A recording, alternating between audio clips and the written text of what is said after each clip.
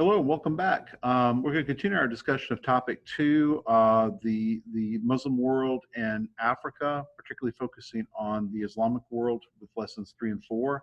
I'd like for us to look today at some of the achievements of Muslim civilization, as well as a comparison of the Ottoman and Safavid empires. So, it's kind of two short lessons, and so I think I can combine both lessons in one video. So we'll see how this works out, okay? Lots of accomplishments that were made in the Islamic world that are so well known in our own society today that we tend to forget that there's a connection with the Islamic world. Probably the biggest thing that we see every day is our numeral system. They're called Arabic numerals, largely because we received them in the Western world from Arabs, who in turn got them from people in India. So they're sometimes called the Arabic Hindu numeric system. It's directly derived from that. So, we use something that's from the Islamic world every day. A lot of things that we kind of take for granted with trade, particularly like with paper and sugar. Muslims didn't invent these things, but they were involved with introducing people in Europe to them as Arabs are bringing things from China. A lot of banking principles, particularly with the idea of a check. In fact, the word check is from an Arabic word. I know people don't use checks so much anymore today, but the idea of writing these little promissory notes that you're going to pay something is an Arabic banking idea. A lot of early manufacturing, particularly things like with carpets in Persia, have their roots there. And of course, building large structures, particularly dome structures, are associated with the Islamic world. Lots of works of literature, since Islam forbids a lot of drawing of pictures, particularly in a religious context. The Islamic world has focused on the written word and making that written word beautiful.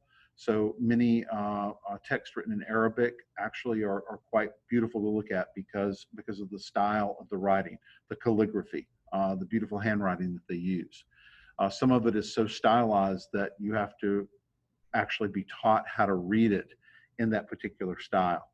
Some great poets, the Rubaiyat of Omar Khayyam, is something that's still studied today. And most people have had exposure to 1001 Arabian Nights. Lots of the stories, like stories of Aladdin, Disney movie is based on one of these stories that's actually a collection of Arab, Persian, Indian, and Chinese stories. One of the great philosophers of the medieval period in the Islamic world is a man named Ibn Rushd. People in Europe knew him as Averroes.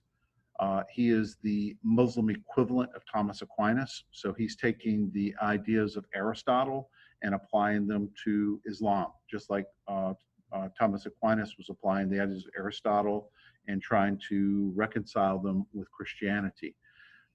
Our knowledge of many of Aristotle's works actually comes from Ibn Rushd. So, the Western world owes a lot to him. There are actually two historians that are mentioned in the reading. One is Firawasi, who was a Persian historian, but the main one that's emphasized is Ibn Khaldun, who takes the study of history and applies what we would consider to be normal historical approaches, like looking at cause and effect.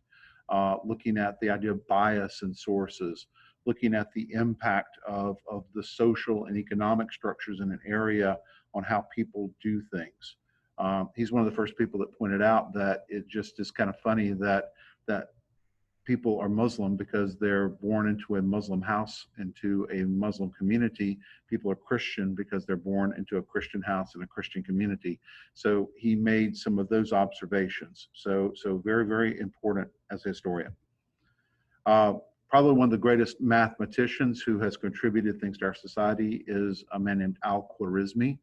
Al-Khwarizmi is the inventor of algebra, but probably the most ubiquitous thing that he's noted for is his development of the algorithm, which is basically a recipe for solving a problem. It's the steps that's used to solve a problem, which is the basis of the modern computing system. So in a very real foundational sense, Al-Khwarizmi laid the foundations for modern computing. Within medicine, two people made remarkable contributions to the understanding of disease and the treatment of diseases. Muhammad al-Razi, who probably was the greatest medical mind of his time, believed that the whole person needed to be treated, not just the body, but also the spirit and the soul. He did a lot of foundational work with the study of measles and smallpox. He was actually able to distinguish between the two. They didn't necessarily understand how it was transmitted, but he was one of the first to write down the symptoms and prescribe treatments that help people. Ibn Sina, who's known in the West as Avicenna, is responsible for compiling a lot of the medical knowledge of the Islamic world into an encyclopedia called the Canon of Medicine. And so, this was invaluable as these ideas began to spread into the West and as modernizing approaches began to take place to the treatment of diseases. I'd like first to look very briefly at the Ottoman and Safavid empires. These are two of the largest Muslim empires.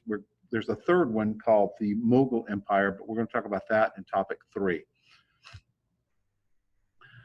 Both of these empires were what's called gunpowder empires. They existed in the time when firearms had been invented, and so cannons and rifles, that type of modern warfare is a part of what these empires were doing in their expansion. Both of them were Islamic areas. Both of them believed in spreading Islam. They also were places where there were renaissances, there were revivals of learning. So these were great centers of intellectual activities as well as military expansion. Both of them had absolute monarchies. In the Ottoman Empire, they were called sultans, and probably the greatest of these was a ruler by the name of Suleiman the Magnificent, or Muslims know him as Suleiman the Lawgiver. The Ottomans reached the height of their power under him. With the Safavids, Abbas the Great, who had the title of Shah, has a similar place in their culture. The Ottoman Empire, of course, is located in what's now modern Turkey, the Anatolian Peninsula, Eastern and Central Europe, and North Africa. The Safavid Empire is largely in Persia, so it's between the Ottoman and Mughal empires, so it's kind of wedged between them. Modern Iran. Both of them were Muslim, but the Ottomans were Sunnis with a fairly large Christian minority because of Eastern Europe, and the Safavids were largely Shia with a fairly significant Sunni minority. So these empires had to deal with similar problems with people that were different within the empire and how did they treat them. So both of them lasted for quite some time. The Safavids actually collapsed earlier, but the Ottoman Empire lasted past World War I. So, very significant, particularly in the history of Western Europe. The Ottomans did threaten them, and several times they came very close to getting into Central Europe and into Western Europe. So that they sort of became the boogeyman for a lot of people in Western Europe. But this concludes the discussion of lessons 3 and 4. As always, if you have any questions, let me know. And I look forward to seeing you with the next video. Thank you.